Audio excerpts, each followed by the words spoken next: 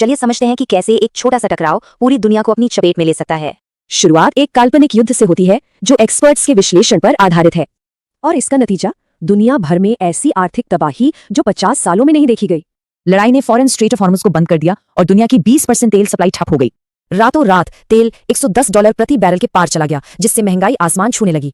Financial markets का हाल और भी बुरा था। डाउ जोन्स 400 पॉइंट से ज्यादा लुढ़क गया। ये सिर्फ एक संकट नहीं था, बल्कि तेल सप्लाई में आई इतिहास की सबसे बड़ी रुकावट थी।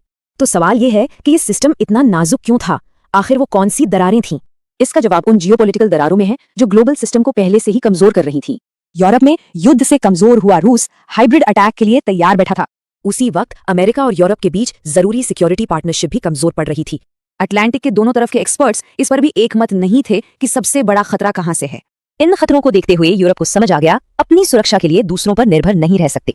लेकिन दिक्कत ये थी कि यूरोप की मिलिट्री पावर दशकों से एक ही जगह अटकी हुई थी, और यहीं से सोच आई स्ट्रेटेजिक ऑटोनॉमी की, यानी एक आजाद यूरोपियन डिफेंस सिस्टम। इसका सोल्यूशन था एक 2 पार्ट प्लान, रीआर्म ईयू और सेफ नाम का एक बहुत बड़ा फंड। ये एक नए विजन की तस्वीर है, एक आत्मनिर्भर यूरोप जो एक मजबूत सिक्योरिटी पार्टनर भी हो। एक तरफ यूरोप खुद को मजबूत कर रहा था, तो दूसरी तरफ नेटो भी कोल्ड वॉर के बाद बदल रहा था।